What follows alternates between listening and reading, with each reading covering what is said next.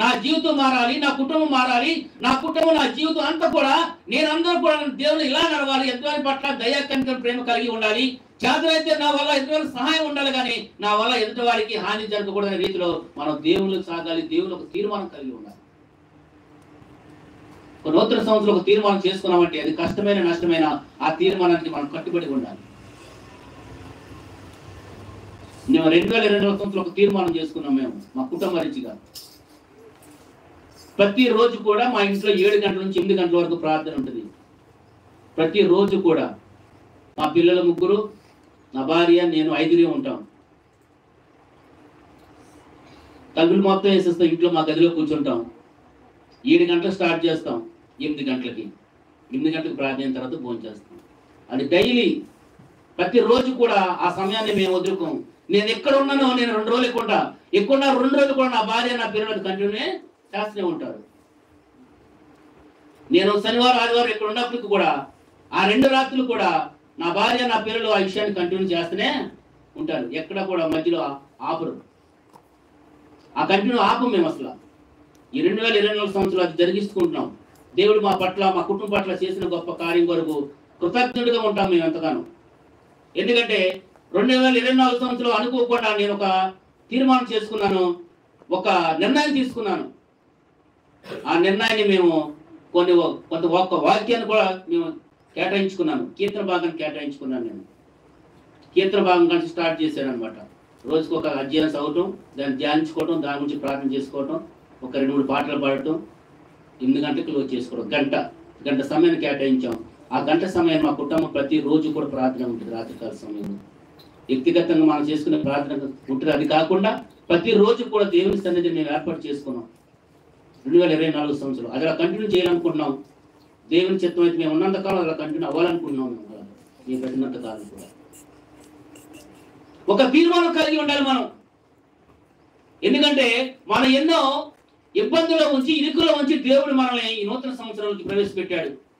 మనకంటే అందసందాలు కలిగిన వాళ్ళు, మనకంటే డబ్బు కలిగిన వాళ్ళు, మనకంటే ఆశ్చర్యవంతులు, మనకంటే గొప్పవాళ్ళు, అనేక రకమైన మనకంటే ఉన్నవాళ్ళు ఈ స్థితి లేక, ఈ రోజును చూడలేక ఈ లోకాన్ని విడిచి వెళ్ళిపోయారు. అంటే ఇరుకులు ఇబ్బందులకు గురైపోయారు.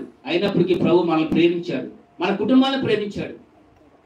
ఇంకా మనం ఎక్కడైనా దావీదు వలె మారు మనసు కలిగి, దావీదు వలె ఎక్కడ మనసు మార్చుకొని నూతన హృదయం కొరకు, నూతన ఆలోచన కొరకు, నూతన తీర్మానం కొరకు జీవిస్తామేమో అని మన కొరకు దేవుడు ఎదురు చూస్తూ మనల్ని ఇంకా సజీవ లెక్కలో ఉంచాడు.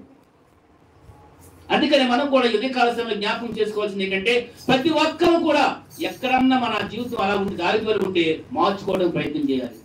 దావీదు వలె జీవితము మూర్ఖతల జీవితము, దావీదు వలె అహంకారపూరితమైన జీవితం మన దగ్గర ఉంటే మనం తగ్గించుకోవాలి, మనం మార్చుకోవాలి, మన నడకను మార్చుకోవాలి, మన చూపును మార్చుకోవాలి, మన మాటను మార్చుకోవాలి, మన నడవడిక మార్చుకోవాలి, సమస్తం కూడా మన జీవితాన్ని మార్చుకోవాలి. అందుకనే నూతన సంవత్సరం మన జీవితంలోకి ఇచ్చింది దేవుడు.